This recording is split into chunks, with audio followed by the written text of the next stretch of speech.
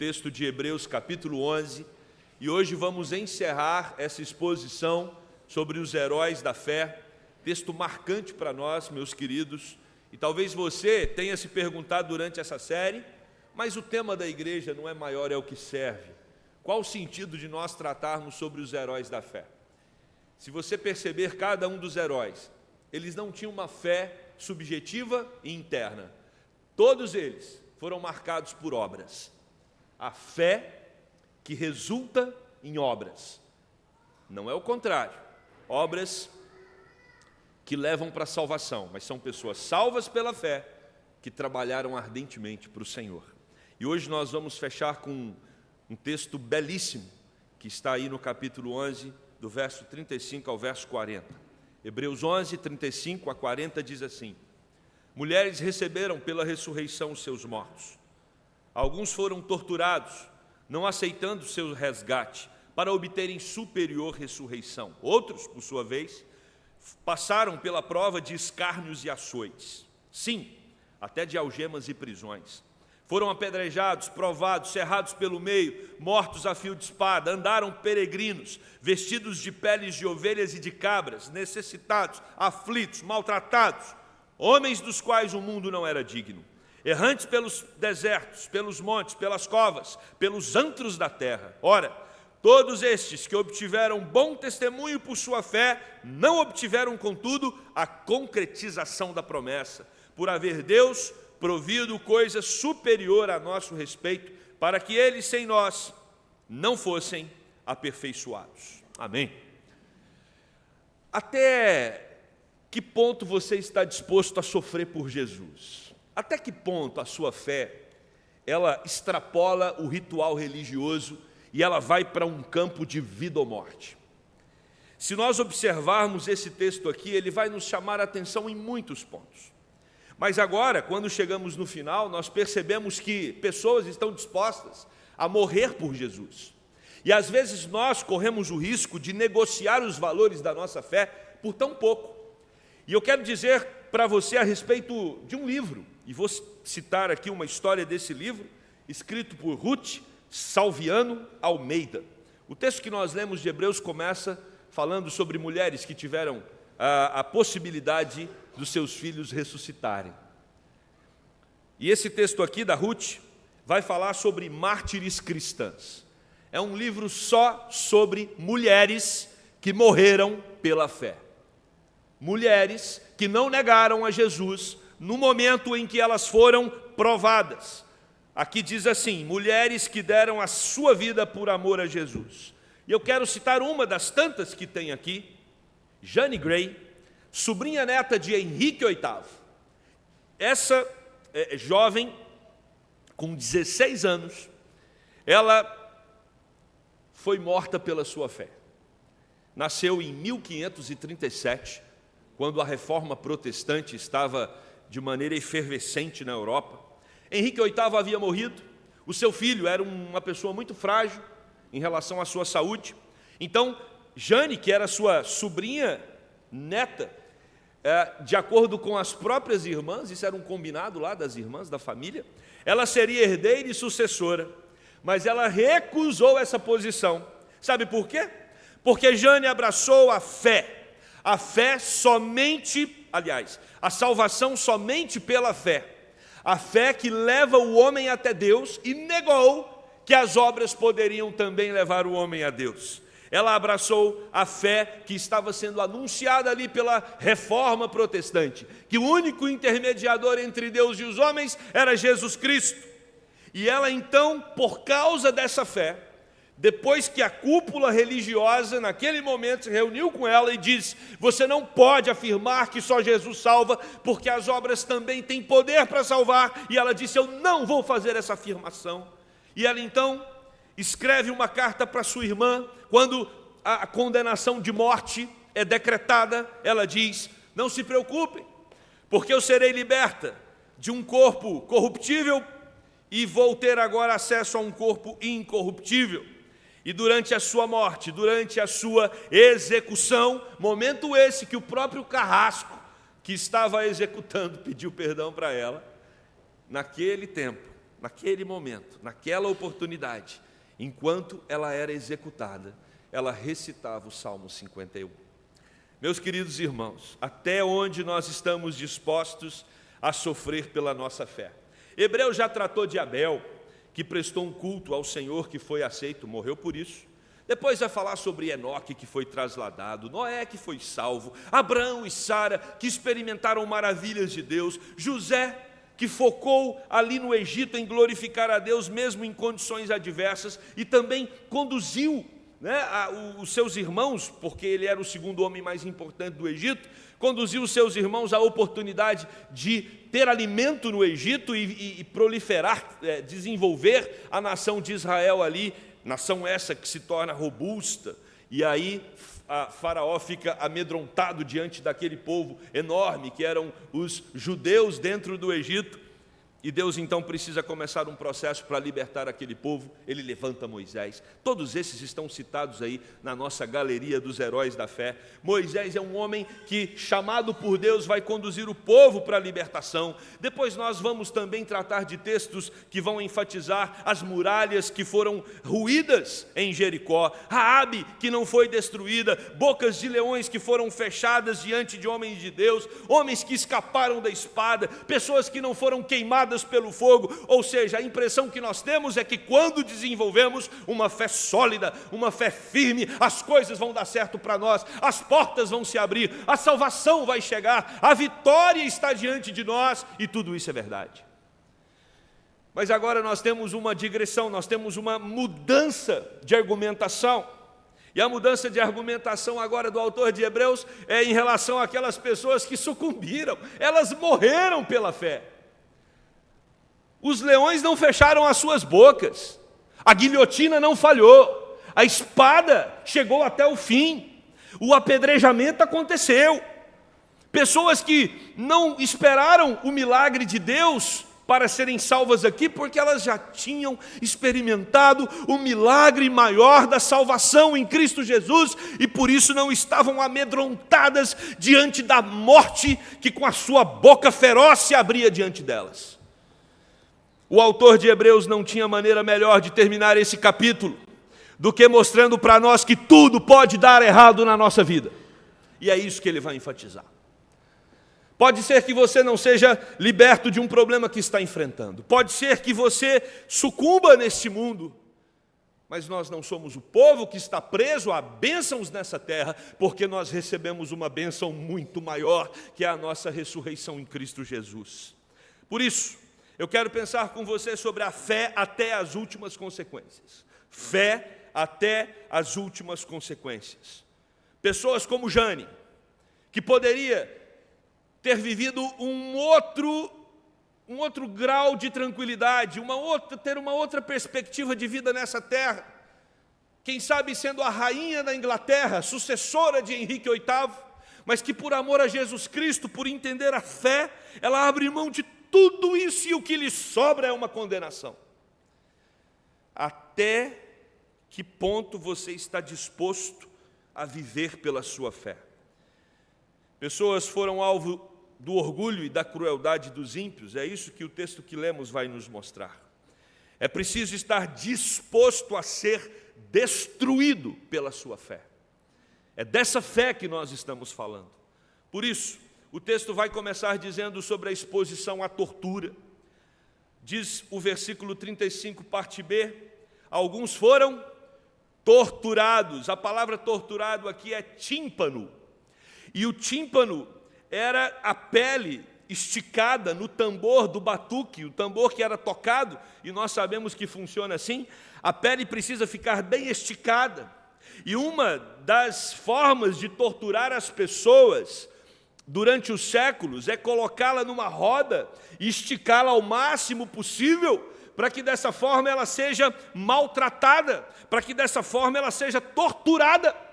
E o texto então vai nos dizer que muitos dos nossos irmãos passaram por esse tipo de sofrimento pela fé que eles tinham em seus corações. Provavelmente, irmãos, esse texto aqui está trazendo luz à revolta dos Macabeus, que aconteceu ali no 2º século antes de Cristo. um processo muito doloroso para os judeus, onde eles foram torturados, mulheres, por circuncidar os seus filhos, muitas delas foram mortas com seus filhos no colo. Famílias com 7 filhos foram executadas, né? Uma família pelo menos, com 7 filhos, todos foram executados, porque preservaram a fé no Deus verdadeiro. E o que nós temos aqui então, irmãos, é que essas pessoas estavam focadas na ressurreição, diz o versículo 35, e surge um dado interessante, porque isso é antes do Novo Testamento. O autor de Hebreus está fazendo uma referência ao Antigo Testamento, né, porque muitas das perseguições ainda não tinham acontecido, mas o que nós temos aqui é a história de um povo que está disposto a morrer pela sua fé. Calvino vai dizer ao comentar esse texto: se o real amor de uma ressurreição futura ocupar um espaço em nossos corações e em nossas mentes, facilmente isso nos conduzirá a desprezar a morte. Se nós alimentarmos em nossos corações a fé na ressurreição, não temeremos a morte. Essa é a ênfase, esse é o centro do que Hebreus 11 está tratando. João capítulo 11, verso 24, mostra claramente para nós que o povo judeu, no tempo de Jesus, já tinha na mente toda uma construção teológica sobre a ressurreição, que provavelmente foi enfatizada ali a partir da revolta dos macabeus e nos anos que antecederam a vinda de Cristo. Percebemos isso na resposta de Marta, em João 11, 24, para Jesus. Eu sei, replicou Marta, que ele há de ressurgir na ressurreição no último dia. Então, quando Lázaro está morto e Marta se encontra com Cristo, e Jesus diz que ele ressuscitaria Lázaro, a Marta diz: olha, eu sei, eu já tenho a teologia da ressurreição no meu coração. Meus queridos irmãos, a história da Bíblia, os textos narrados nas Escrituras, revelam claramente a disposição de um povo de levar a sua fé até as últimas consequências. O profeta Micaías foi esbofeteado e preso, está lá em 1 Reis 22. O profeta Jeremias foi surrado e preso também. João Batista, todos nós sabemos a história dele, foi decapitado. A tradição diz que Jeremias foi apedrejado, Isaías foi cerrado ao meio. Os nossos profetas do Antigo Testamento, o foco aqui, irmãos, é sobre sofrimento, é quando as coisas não conseguem se desenrolar, é quando a gente não vê a porta aberta, não vê uma saída, e o que temos diante de nós é um tempo duro, difícil.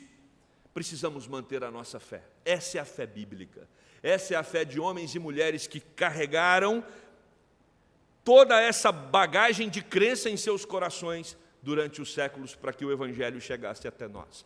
O Evangelho chegou até nós porque muitos morreram em nome dessa fé. E aí surge uma pergunta a essa altura do texto: será que nós estamos dispostos a morrer para que o Evangelho continue se espalhando pelo mundo? Será que nós estamos dispostos a nos envolvermos por inteiros na proclamação das boas novas?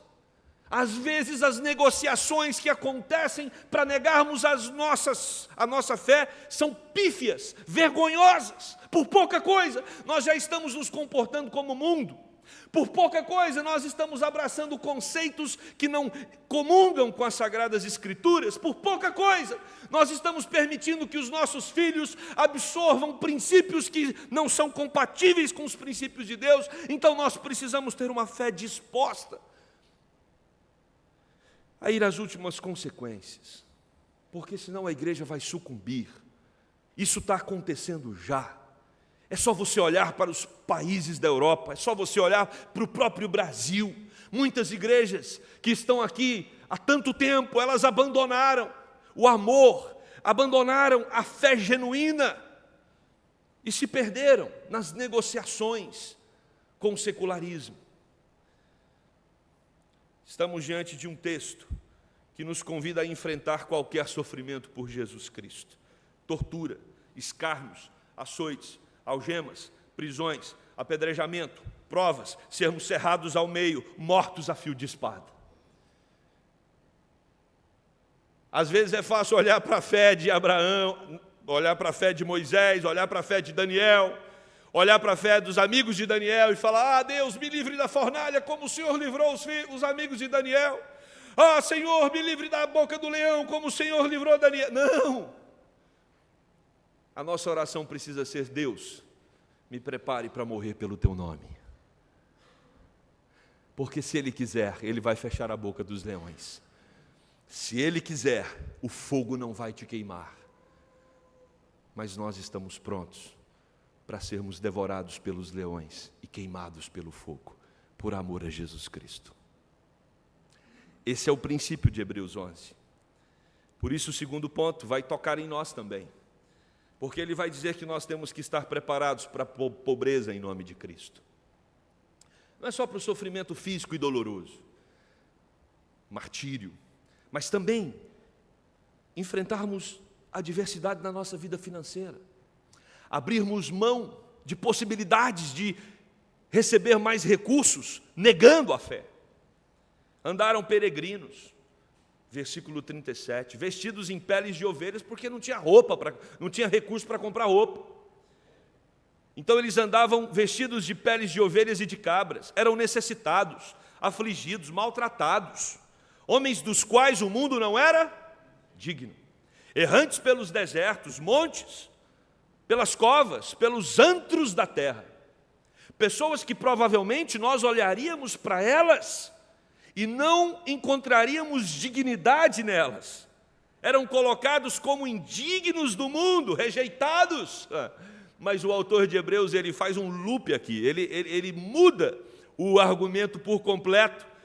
Enquanto temos a tendência de achar que esses homens mal vestidos, maltrapilhos, rejeitados, com poucos recursos, que essas pessoas são indignas, o autor de Hebreus vai dizer: homens dos quais o mundo não era digno. Peregrinos numa terra amaldiçoada que os feria.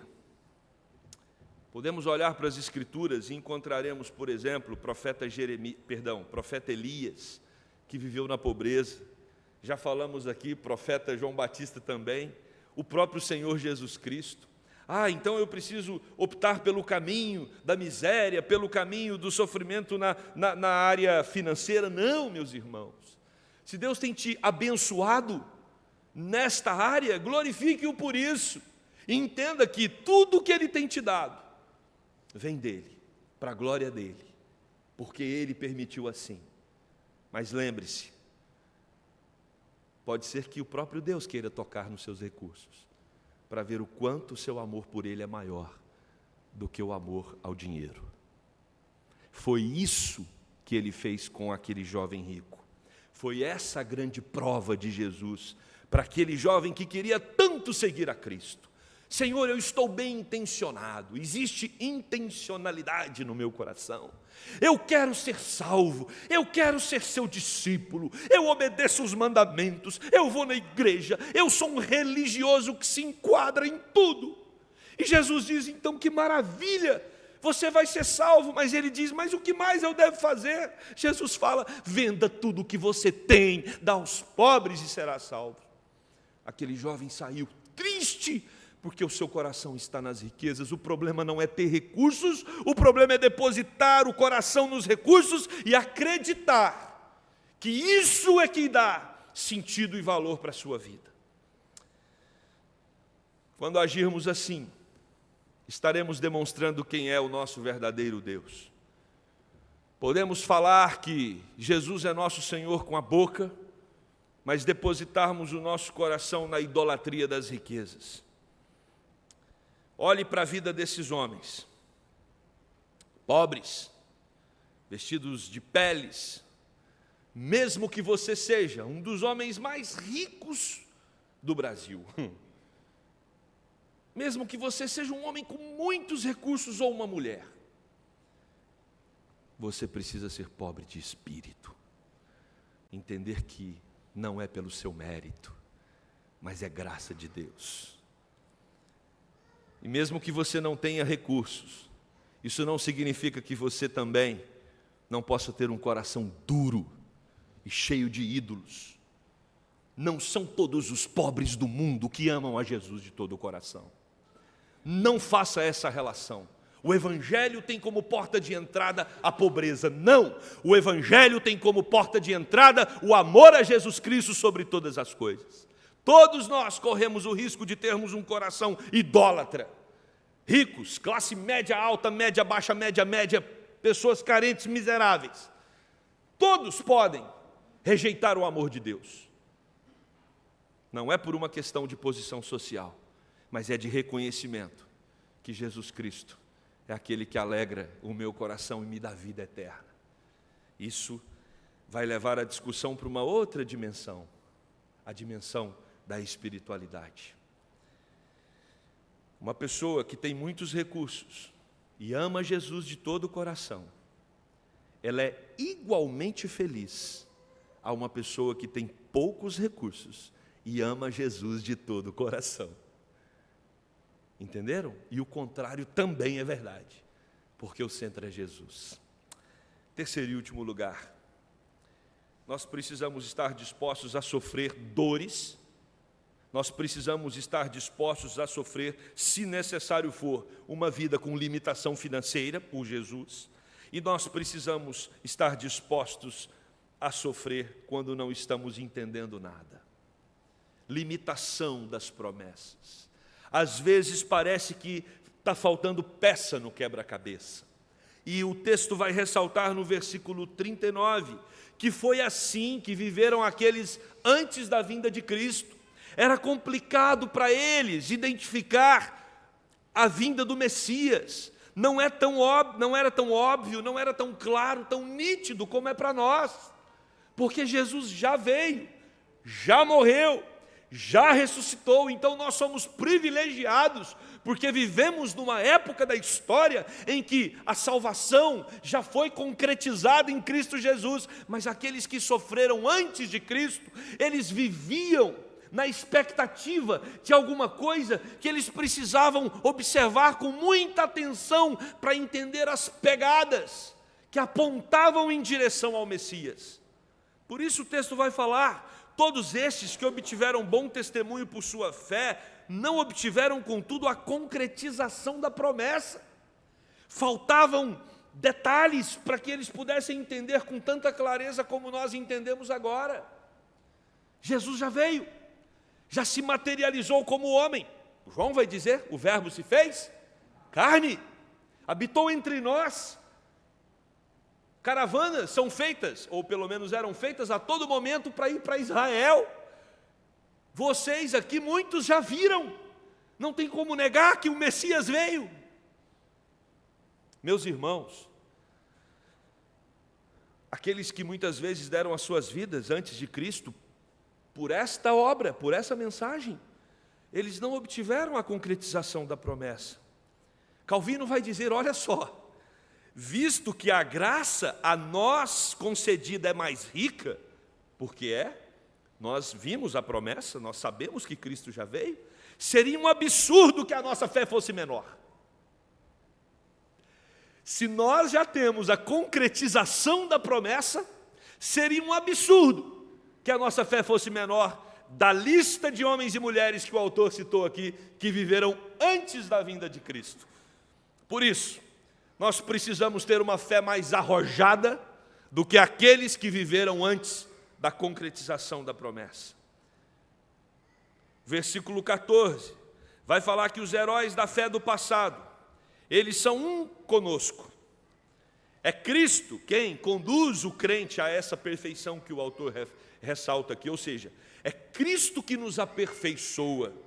Os heróis, sem nós, sem a igreja, quando está falando dos heróis aqui, os heróis do Antigo Testamento, sem os heróis do Novo Testamento, eles não seriam aperfeiçoados, porque o corpo de Cristo é um, e você precisa daqueles de antes da concretização da promessa e os que vieram depois, para que todos esses formem o corpo de Cristo. A igreja, então, meus irmãos, ela resulta da vinda do nosso Senhor Jesus. Se Cristo não viesse, não haveria igreja. Sem a vinda do Messias, a fé daquelas pessoas do Antigo Testamento teria sido totalmente em vão. A vinda de Cristo nos justifica e nos faz perfeitos. O centro de tudo é Jesus. O centro deles que viveram antes e o centro da igreja que vem depois. O quanto você está disposto a sofrer na sua carne dores, tortura pelo Evangelho. O quanto nós estamos dispostos a descer alguns degraus nos nossos recursos financeiros para não negar a nossa fé. E o quanto nós estamos dispostos a continuar crendo quando não faz sentido, quando as peças não estão em ordem, quando a nossa vida está um caos, ou quando a nossa realidade interior é uma realidade que não encontra explicação. E nós então olhamos para Deus e falamos: Deus, eu não estou conseguindo entender a lei do Senhor, as promessas do Senhor, a palavra do Senhor, eu preciso de fé. E aí você talvez olhe para o texto da Jane Grey e diz assim: mas isso foi em 1537. Ela tinha 16 anos, gente. 16 anos. Ela morreu por Jesus. Ela morreu porque ela afirmou que Jesus era o único que salvava. Mas foi no século XVI, pastor. O mundo mudou muito. Débora Samuel e Yacubo. Débora Samuel e Yacubo, Nigéria. 12 de maio de 2022. Débora era uma universitária, como muitos que nós temos aqui. Ela simplesmente colocou no grupo de WhatsApp: Jesus é maior, e me ajudou a passar nos exames, nas provas. Jesus é maior e me ajudou a passar nas provas. 12 de maio de 2022. Seus colegas a tiraram da sala, levaram para o pátio, torturaram, apedrejaram e queimaram viva, porque ela afrontou Alá. 12 de maio de 2022. Uma universitária na Nigéria, que tem nome Débora Samuel e Yacubo, morreu porque disse que Jesus era maior. Por essa frase, ela já não vive mais entre nós. Uma menina da qual o mundo não é digno. E nós, pelo que nós estamos negociando a nossa fé? Encerramos hoje a galeria dos heróis da fé. Não é uma galeria para ser contemplada como as galerias dos museus do mundo. É uma galeria para olharmos para ela e falarmos: estamos dispostos a seguirmos o exemplo desses homens e mulheres. Porque foi por sangue que fomos salvos. E é por sangue que, se necessário for, confessaremos Jesus diante de uma sociedade, e que você sabe disso, se torna cada vez mais hostil ao Evangelho. Precisamos, na Igreja Presbiteriana da Gávea, de homens e mulheres dispostas a pagar o preço para viver uma fé que tem efeito na sociedade, para viver uma fé que não nega Jesus a ferro e fogo, se necessário for. Amém? Que Deus nos capacite, no nome de Jesus.